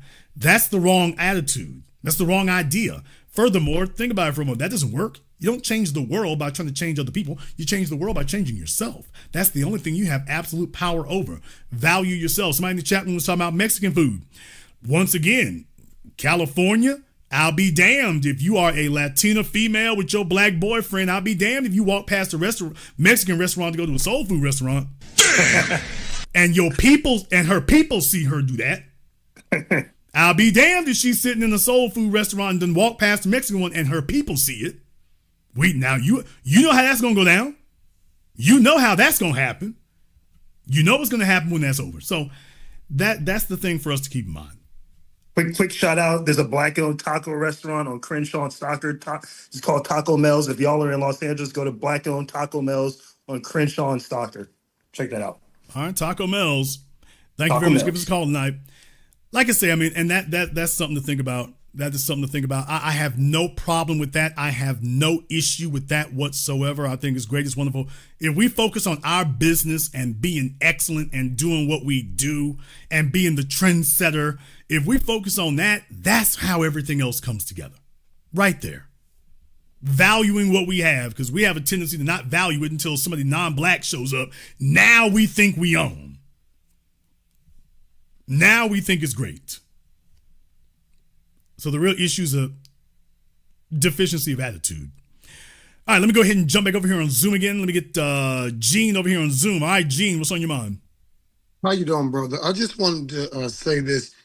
They are pathetic, completely pathetic. For them as sitting council members and Congress representatives to sit there and aid and abet these criminals who did not belong on the land, and they're going to lay down their livelihood and their careers to protect them. They should be charged and prosecuted to the fullest extent of the law, and they should be charged with treason, because that's exactly what the hell that was. They knew damn well them people had no business here, and yet they're going to go out there and fight federal agents for these people. Something they would never do for us. They wouldn't even considering doing for us. And then that's what they would do with their livelihood. These people was never planning on voting for them, even if they did get finalized as citizens. So it was very asinine for them to lay their lives on the line like that, and they should be prosecuted for it. From your lips to God's ears. Thank you very much for giving us a call tonight. I don't disagree with the word I heard. Not one syllable. Not the one. All right, let me go ahead and jump back over here on Zoom again. Let me get Agnes up here on Zoom. Agnes, what's on your mind? Unmute yourself, Agnes. Hi. Speak, Agnes. You're wasting their time. Hi. Oh, she's befuddled by this newfangled technology. She's having fits over here. All right, Agnes was there. All right, just call us back when you figure out what the button is. All right, let me go ahead and jump back over here on Zoom again. Let me see if I can get Brother Elijah up here on Zoom. Brother Elijah, what's on your mind? Hello? Yes, Brother Elijah. Why is everybody saying hello? Wake up. Oh, sorry about that. All right, hey, good evening, big brother Jason. This is Brother Elijah. Excellent broadcast tonight, brother. Before I ask my question, may you please allow me to preface it before I go any further? Because tonight's broadcast hits right close to home, if that's all right. Go ahead. All right. Jason, you always told us, and I'm not going to ramble on, I promise, and I'm going to know when to land my plane, trust me. Please forgive me. You always taught us we got to watch out for these old niggas. The one who I'm looking at the most is Ras Baraka. Who is Ras Baraka? The son of the late, not so great Leroy Jones. People have their questions saying he was a federal agent, as other people know him as Amari Baraka, who's allegedly started Kwanzaa. This guy has been the mayor of Newark since January 1st, 2014. All right. I used to work in New Jersey. All right. Doing security. I saw the beginnings of the soon to be gentrified Newark. You did an amazing documentary, 8 a.m. You told us in the audience, big brother, DC is not recognizable and you haven't been over there. You should check out Newark when you get a chance down the road. Okay? Newark has become unrecognizable and in a lot of ways it's become racist. A brother once told me he had some good credit. He tried to get into a new development that they're building over there. He couldn't even get in. No, I'm saying that to say this, all that new development that's happened, and I see this because I take the Amtrak Acela all the time from New York to Washington, D.C. I see all these new developments. It's becoming a new Brooklyn / Manhattan over there. And this no good black bastard, while he's selling out his people out there in Newark, he got time to get arrested for some illegals that has nothing to do with him. It was the city, all right? It was the black people of his city that made his city somewhat great and everything like that. And before I'm going to ask my question after I make this statement, let me remind you, historically, not too many revolutionary activities have come out of Newark. And for the audience to be reminded, Brother Minister Malcolm's murderers hail from the city of Newark. Let's never forget that. So they've always been on some other stuff. All right. My question to you now, big brother, is when we see no good bastards like this, because I'm not even going to be calling them sellouts or politicians. We gonna have to go for the kill on this. What is our appropriate next move? That's my question. How to deal with these problems. That's what I mean. First of all, you can't fight something you can't see. You can't fight something that you don't recognize. You can't fight anything that you don't identify. It's very good that we put the spotlight on Newark because, like I said, you go from Cory Booker to this guy. So very clearly, the Democrats have had a stranglehold to putting useless Negroes in place, reliably useless Negroes. And now you see what the game is. They're dangling in front of them the promise of higher office. So that's how they get them on the hook and keep them there. So you have a carousel of dumb idiots sitting up here chasing the carrot on the carousel, hoping that they can get a leg up. So, if you play ball, you're mayor in Newark today, but you play ball and, you can be governor, you can be senator, hell, you can be president, if you play your cards right. Yes, sir. So you got cats who are out here and they're willing to go for that. They're willing to go for that. So the first thing is having that conversation. Yes, sir. Up until now, we've only had a one-way conversation. So if you have BET or TV One or whatever sitting up here giving out the propaganda, and it was a one-way conversation. The fact we have thousands of people here tonight, like we do every week, thousands of people here tonight, and there's a completely different conversation taking place. That's the difference. That's the change right there. So I know, I want you all to understand something. Your behavior is a product of your change of attitude. Your changes of attitude have been a product of where you've been hanging out. So I know, I've been saying this to y'all for decades. I know it seems too easy. It's just, Jason, we're just coming here every Sunday. How is that revolutionary? How's that different? Because I know it's going to change your behavior. You are not going to sit up here and pull the lever for folks after you've listened to what we had to say here for a year or two. You won't be able to do it. Furthermore, you will not be scared to not pull that lever. That's what changes everything. 2024 was a bellwether moment because they tried hell and high water to frighten the draws off of you, to tell you that if you don't vote for them, once again, it's going to be the end of the world. And y'all said, yeah, I don't believe you. Prove it to me. I don't believe you. You're going to have to prove it. I don't believe you. Yes, sir. And what I'm saying is, it seems so simple, but do you realize that it's a whole lot harder to unbrainwash people than it is to brainwash them? It's a whole lot harder. So to make that change, just to get you all to say, you know what? Yeah, I'm not, just to defuse that Pavlovian response that you all have usually had. Do you realize how much work it takes to diffuse that? But what we're doing right here tonight. So the other thing is, I understand that you all get got at by other people, family members, friends, social media. Democrat operatives pretending to be social media people. Yes, sir. So they're always trying to give you counter arguments, and their goal is to get you to question your behavior. Oh, well, Jason didn't tell you everything. You ain't got all the information. So that's the other part that we serve here, is not only do you make changes, now you understand why you're doing it. You know you got all the facts you need. Now you're going to hold firm. That is the next step. That one right there. Sir. That's the next step. And once again, if you doubt what I'm saying, please understand, they were hoping that you all would show, this was supposed to be a second George Floyd moment and go ultra viral, and everybody's supposed to sit up here and get agitated and take to the streets, and it's not happening. It's not happening. It's not on its way to happening.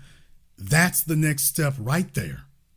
That when they stamp their foot, you don't come running. Right there. Yes, sir. Hey, brother, thank you so much again for tonight's broadcast. And you know what, to copycat what the other brother said before me about arresting them, I think a lot of them sellouts, particularly out there in Newark, they need to be buried under the prison system. And with that, be one to you, all right, and the family. Thank you very much for giving us a call tonight. Yeah, it seems so small, people. It seems minor. I'm telling you, that is a major thing. The fact that they stomp their foot now and you don't come running. That's a change. Let me go ahead and back this up in terms that everybody here can understand. You see, what was a revolutionary moment on the plantations, people? What was a revolutionary moment? If you saw Nate Parker's Birth of a Nation, what was a revolutionary moment, brothers and sisters? When the plantation owner, when the slave master, when the overseer is sitting there on the horse and he's, hey, y'all get over there and get that. Everybody's standing there in line, and when he speaks, y'all supposed to go running. What is the most frightening moment on a plantation that a plantation owner or an overseer can have? When they give you instructions and nobody moves. You didn't run up and jump, yank him off that horse, although you should have. You didn't sit up here and shoot nobody. You didn't light him on fire. It's just as simple as he told you to move, and you said, I'm standing still. Now, you would recognize that seemingly very simple, innocuous gesture as a major revolutionary moment in that environment. That's the environment you're in right now. They're telling you to move. All we got to do is get together every week and understand why it is you're going to, no, I'm holding firm. I'm standing fast. I'm not going anywhere. No, I don't have to go over there where Trump is. I just don't have to come with you either. It sounds small. It sounds modest. It is monumental. It's monumental. Let me go ahead and jump back over here on Zoom here again. We got Linwood here on Zoom. All right, Linwood, go ahead and unmute yourself. Sorry. I'm already, sorry. I'm muted, brother. How you doing tonight? All right, brother. What's on your mind? Yes, sir. Just a few things here. See, people, this is the grassroots you're talking to. The black grassroots, which are not politically activated. They're not in the voting booth. They don't give a damn about the politics. What you're seeing here with these black politicians is that they're looking at the 2026 and 2028 elections. See, those brown men, they voted 54% for Trump. All they need is that 15%. All they need is that 15% to come back to the Democratic Party. Same thing with the other non-whites. They just need those 15 to 20% to come back to the party. That's why they're doing this for. This is about political power. They already got the black vote on lock. Regardless if the grassroots black folks are saying what they want to say, it's really the working black people that are the ones that are putting them in office. It's not the grassroots black folks. It's really not. Brother, I have to disagree with that one. Because really the grassroots is the reason why we have a Donald Trump in the White House. They're the ones, and then like yourself, look, you've gotten blamed for the reason why Donald Trump was in office. Yeah. You've gotten blamed for that. And they also attacked you for saying, well, you're in Louisiana, but you didn't talk about the scam they tried to run on the black people down in Louisiana with trying to bring 50 Cent up there to pass all these laws. Like you're mute on that issue. So the reason why is because 50 Cent is a salesperson. He's trying to sell something. Those of us here, that was for y'all who didn't know, for those of us living here, that was a non-issue. 50 Cent does not have any political capital here. He doesn't have any political weight. He just did that. He's got national businesses with, cable networks. He did that to stay in good with Donald Trump. That was a non-issue for us. Did we see it? Yeah. Please tell me when 50 Cent has had any sort of political capital in New York. I doubt in New York. Capital, but I in New York, much less Louisiana. So for those of us here, that was a non-issue. It literally was a non-event. Now, I'm not going to say these people deserve to be in prison and all that, but I'm also being very careful because I'm on code. Do not fall for these conflicts with other non-whites. Don't do it, because that's like fighting with another prisoner of war. Because he has better privileges, he's the trustee and you're not. Don't get into that squabble. Don't get into that squabble, because all we're gonna do is waste. All we're gonna be doing is wasting our time fighting against other prisoners when the real prison makers are white people. Okay, brother. Okay, now we gotta have a divergence here. Let's be clear. Yeah, prisons have owners. Prisons also have prison guards, and just like but the only people with prison guards are white. Okay, but here's the issue. The issue is the prison guards are not always all white either. And you can't get to the warden or the prison owners until you get through the guards. I'm speaking metaphorically in the way that Mr. Fuller I'm speaking metaphorically also, and as a person who listened to Brother Neely Fuller, if you also know that, by the way, that's one of the things I disagreed with Brother Neely Fuller on tremendously. So wait a minute, let me ask you this question. Brother Neely Fuller was a lot more reconciliatory about that. I'm like, no, get the plantation owner and all his Negro flunkies with him. When you cut out a cancer, you don't cut out the middle of it. You cut out the cancer, the part around it, and some of the good skin around the cancer, just to make sure there's nothing you missed. So if I know let other people come in as well.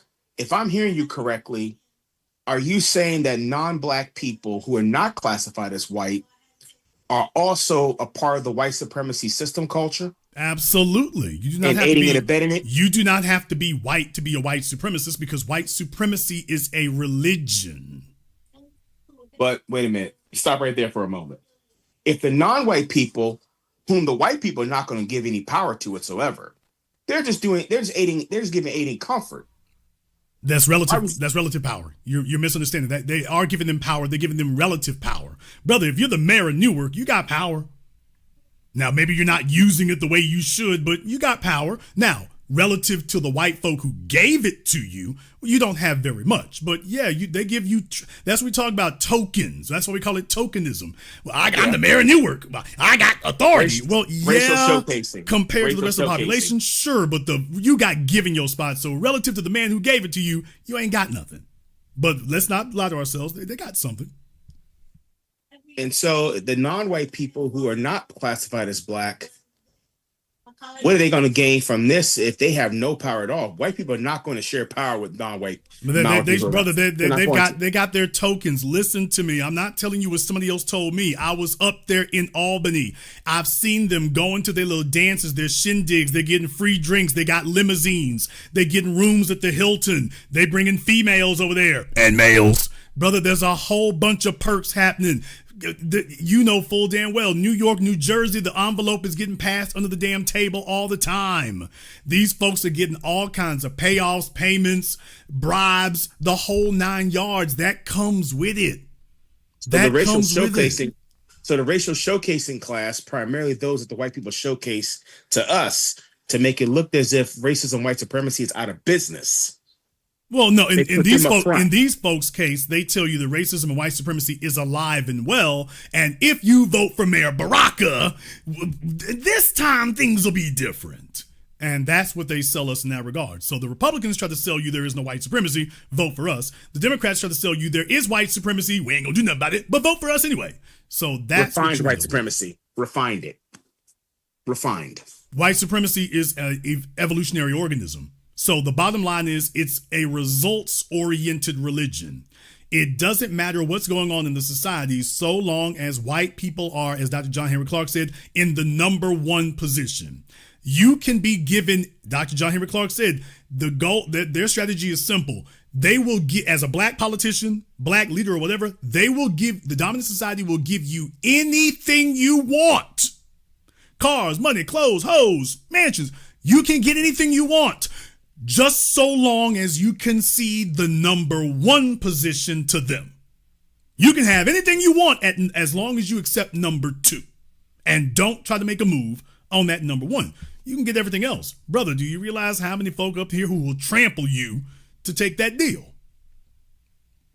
I don't doubt at all that the majority of them will. That's no doubt. If they can be racially showcased by the white supremacists, they'll do it. With smiles on faces. So that's what you're really up against.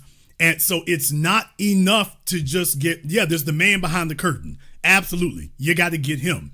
But just like on the plantations, what happened to us in America, and I said this over a decade ago, we talk about some of these cultures from overseas, but that plantation culture that was germinated here, what happened here was that the reason you don't have quite that problem in Jewish society was because of Nuremberg.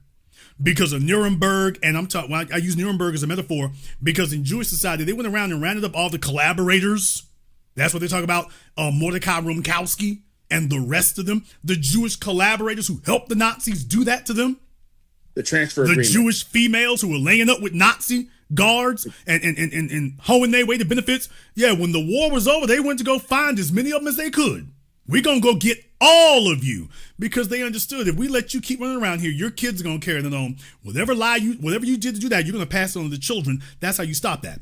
When we left the plantations, all of our coons, bed wenches, Uncle Toms, Sambos, and sellouts walked off those plantations right next to us. So that's what they did in South Africa when they talk about truth and reconciliation. You can't reconcile with traitors. You're supposed to root them out and get rid of them. And what happened is they did the same thing in South Africa that they did here. We were forced to march out with the very people who had betrayed us. Now they went into society being the useful traitors they were, teaching their children this, which is why when you find a Thomas Sowell or somebody like that, you find out he's not first generation Cooning. He's like fourth or fifth generation Cooning. That's what you find out when you dig through the crates and dig through their family history. It's like, oh, but he's not the first one to just flip wild. His family been getting down like this for generations. So that's what I mean by you can't just go after the slave master or the plantation owner. If you don't get his collaborators, then all you've done is kick the can down the road. You let them slip away and camouflage themselves, and they will be back. Probably running for office next time. You know what? I agree. I changed my position on that, and I 100% agree. Thank you very much for giving us a call tonight. Mission accomplished. I want to thank everyone who's contributed to tonight's program here tonight. To my man, Michael Williams. I told you all that I was the greatest of all time. I told you today I'm still the greatest of all time. Thank you very much for your support tonight. We appreciate that. To Sarah, thank you very much for your support here as well. And to everyone else who has contributed to support tonight's program on PayPal, Super Chat, Venmo. We appreciate that. Let me go ahead and see if I can get, I think this is Black Moses. Let me see if I can get Black Moses up here on Zoom. Black Moses, I can give you a few moments here, and then we got to move on. Got to move on here. Belize gal, I thought they had kidnapped you. She found a man. That's what happened right there. They tune in until they get a man. So they think they get a man, then they're gone. All right, Black Moses, you're on live with the Black Channel. What's on your mind? Peace, brother. I just wanted to say Turn off your YouTube. Turn off your YouTube. Okay. Can you hear me? All right, what's on your mind? All right. Peace, brother. I'm calling from Southside Jamaica, Queens, and I just want to piggyback on what you and the other brother just spoke about, rooting out the traitors in our community. And I just want to ask, would it be possible, since we're looking at how badly the Democrats are doing when it comes to us and things that we need in our communities, is it possible for us to form a new party outside of the Republicans and Democrats that focus on the needs and wants of our community as far as reparations and police reform and things like that? Yeah, I mean, look at everyone. I get this phone call here every few weeks. It's the same answer. I mean, your code is your party. So could you organize a political party? Well, sure you could. Can you organize a PAC? Sure you can. You can do all those things. But the bottom line is, if you don't have a solid code in place, having a, quote, organized party will not help you. Our problem isn't that we don't have a political party. It's that we have not before now executed a solid code. Case in point, Donald Trump did not become a Republican. Donald Trump is an insurgent who came in and took over the Republican Party. He bullied his way. He elbowed his way. 2016, he smacked down every damn body. 2024 came back and did it all over again. He said, Ron DeSantis, anybody else think they want the throne, you're going to have to take this damn thing. And what I'm saying is that's the way you do it. That was highly successful. The Tea Party, we can name a bunch of other folk there. So the bottom line is the political party is irrelevant if you have a code. If you're on code, the political party will have no choice but to bend to your will. But what we have been lacking is a solid code. It's not about having a solid organized party. That the part that's missing is the code. Because you can start your own thing, brother. The Democrats will come in and wave a bag, or whoever the special. Remember, Jeff Bezos gave Van Jones $100 million. You think that won't corrupt your new black party? You think that won't do it? So if your party is not on code, some operative, some rich white operative, some Democrat operative somewhere gonna come swinging a bag around, and next thing you know, you're in disarray.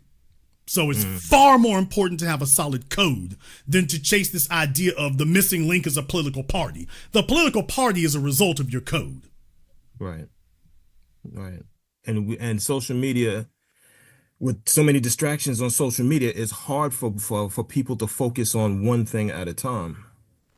I mean, well, that's just what it is. I mean, I would rather have this situation we have now than what we had before. So I'm not complaining about this. What was the situation we had before, brother? You could go to ABC, NBC, CBS, and that's it. Okay, if you were in black society, you had Johnson Publications and Essence, and that's it. Neither one of them was serving us after 1980.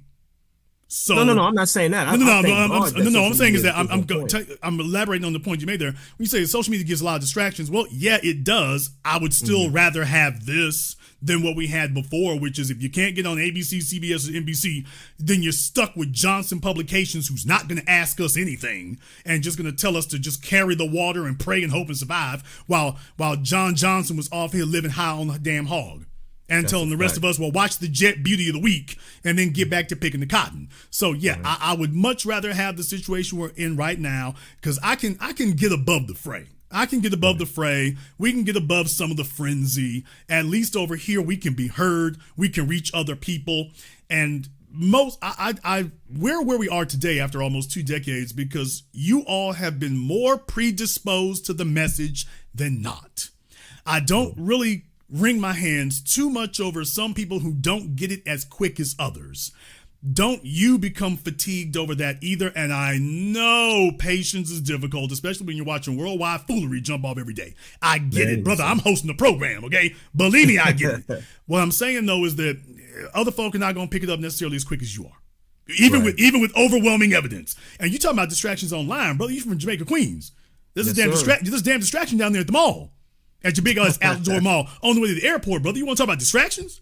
Yeah. So it's crazy over here. I'm just saying, bro, there's distractions everywhere. So we just got to deal with it. True. Thank you very much for giving us a call tonight. I mean, look, distractions going to be everywhere. You roll with it. You roll with it. You stay on message. You stay on code. You stay on point. You stay consistent. People going to come rock with you. They are. You're never going to have as many as you want. Don't fool yourself. You're never going to have as many as you want. You never can. That's just not possible. What you can do is have as much being on code as you want. Now that you can do. All right, let me go ahead and see here. We got MB on Zoom. MB, what's on your mind? Hey, big bro. Thanks for having me on the broadcast. Sorry about the last time I was out in the middle of nowhere trying to get on, but thanks for having me on this broadcast. And you're making a great point that kind of outlines one of my big things I have against the Dems, which is just a political theater of it all. It's really one of the big things that I have a problem, because you said it's like the same in every major metropolis. And I know here in Philly, I had to deal with seeing this right when we was over here in Philly. We was celebrating our Super Bowl parade, and you seen the governor come out playing to the crowd, getting them all riled up. Before I was able to ask the question, well, how hard is it to rile up a bunch of drunk, happy fans? You had Mayor Parker come out, having them chant, wrap it up. And it just seems like it's like staged incompetence to have people not talk about some of the, her and city council goofing up, getting played by the Sixers management or ownership, playing them for Center City Stadium before they backed out of it altogether, making them look even worse. So it's just seems everything's just like political theater, and they just playing our faces. No, it is. Do that then. It is only where we're concerned, because you can't find a non-black equivalent of this. So this is politicking for us. That's why you don't see the white. I mean, there's Robert Menendez out there, but the faces in this are black, and that's the strategy they've been using. So they're letting you know who they're trying to communicate. What's happened, brother, is they have incompetent operatives. They have incompetent analysts. They have incompetent advisors. You saw that when Kamala Harris ran. Everybody who was the advisors and the strategists, they were all summarily incompetent.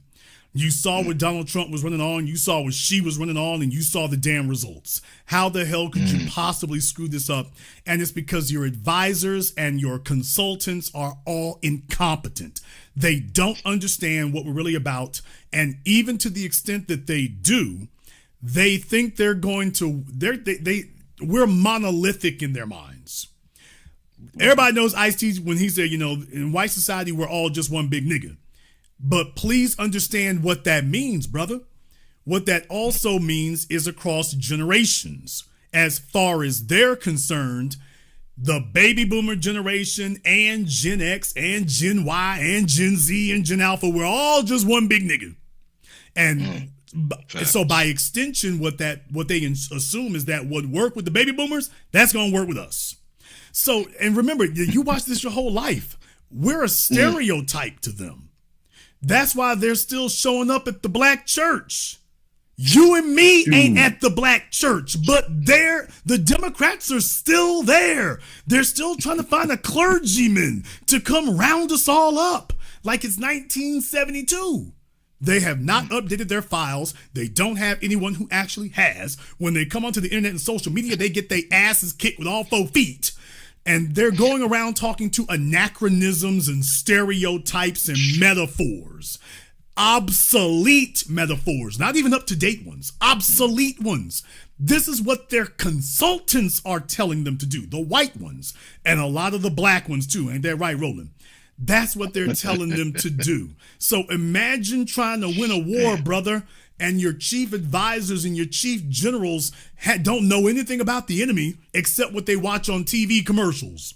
And they're telling you, oh, I figured it out.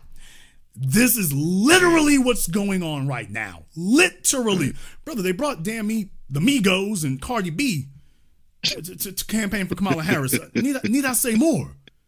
They thought Cardi B got political capital. Think about that. No, but seriously, they seriously thought if Cardi B and Beyonce show up, how could we possibly lose the election? That's literally what they did. And Kelly Rowland with the big goofy suit on. Yeah, with her zoot suit on. And I'm just saying, that's literally what you have going on, brother, right now. That's literally what you have. They're not in touch at all with the real world because they don't want to talk to us because they know what we're gonna say. Their goal is, what do we got to do to hoodwink you and circumvent what it is you actually want? Can we give you some other token here from the usual bag of non-prizes we bring? And the problem is it's not working. So now they're in a really bad position. Well, Jason, what bad position? Now you just have a bunch of folk grifting off of them. People who are giving bad advice, knowing it's bad advice, and they're just trying to snatch a bag before they lose the election. That's where they're at right now. None of this stuff they're doing is smart. None of it is advised. None of it's wise. Oh, you and me see that from a mile away. So why are they still doing it? They're getting bad advice either from people who know they're lying or people who are just, this is what they do, and they're just out of touch, and so they're just recycling bad information. That's literally what's going on. Yeah, and I'll just land my plane on the fact that, like you say, they're so out of touch. And let's get Jasmine Crockett to dance out here to Kendrick Lamar again, talk about 40 acres and mule. All right, let's talk about the 40 acres and the mule while you're out here. And I'll land on that, B1. Thank you very much for giving us a call tonight, brother. We appreciate that. Yeah, don't be deceived. They know what they're doing. They know what we're looking for. They know what we're trying to get. Their whole strategy now is hiring consultants who they think are going to throw some slick talk and throw a swerve that's going to get us to show up and not to willingly not get anything. Tell us what we got to do to get these folks to show up but not get anything. That worked with the civil rights generation. What do we got to do now? So they're trying to figure out, how do you remix the formula in order to get the same response from us today that worked so well with the civil rights generation, and it's not working anymore. And every year that goes by, they're going to get diminishing returns. So they just end up trying to remix it and see if they can rework the formula and rewrite the recipe. And okay, can we get a little bit better with it? And it's not working. It's not working because it can't work. We're not the old folks sitting around looking for that Pavlovian response and looking for a pat on the head. And if we can just get them to see us, can we just be seen? We just want to be seen. We just want a seat at the table. Damn, a seat at the table. It's our damn table. How the hell you gonna give me a seat at my table? We can discuss what I'm gonna give you, but we're not gonna discuss a seat at my table. It's my table and the seats and the roof. So a conversation like we're having here tonight, where we're explaining to the masses, thousands and thousands, that, by the way, our response is going to be, and so what? And so what? ICE ain't never did nothing to us. ICE is not our enemy. ICE is not our problem. And I don't respect any politician trying to tell me that it is my problem and you wasting your damn time. Let ICE do what they do. You need to be handling the business that we gave you. Please understand, people, you don't knock down a mountain in a day. It takes time. But the fact that we're having this conversation tonight and saying this, and we're not the Coons, we're not Candace Owens and the rest of the Coon factory, we're not any of them. That's the part that scares them. It's like, hey, these ain't the bought and paid off Negroes saying this. These are the real grassroots, 10 toes down, solid ones. These are the ones saying that. Oh, you got trouble now, as Dr. John Henry Clark said, a revolt in the slave quarters. You have a revolt in the slave quarters, and we are gathering up slave owners and collaborators alike. None will be spared. We're going to go ahead and wrap things up here tonight. I'd like to thank FBA Queen, Tom Slick, and everyone else who has contributed to support tonight's program on PayPal, Super Chat, Venmo, Descendant Layer, Mark Black, and everyone else. If you are new here to the Black Channel, welcome to the Haven of Intelligent Black Thought. We do this every weekend, some holidays in between. Click that red subscribe button. Click that yellow notification bell. Join us each and every time that we're here. If you haven't been to our website, blackchannelfilms.com, check out our groundbreaking best-selling documentary work, blackchannelfilms.com. That is blackchannelfilms.com. I'd like to thank you all for tuning in live or recorded. Thank you for liking, subscribing, and sharing. And this concludes tonight's broadcast of the Black Channel. I am your host, your brother, your humble servant, the Black Authority. And until next time, my brothers and my sisters from around the world, remember, Black is the future, and the future is uncompromising.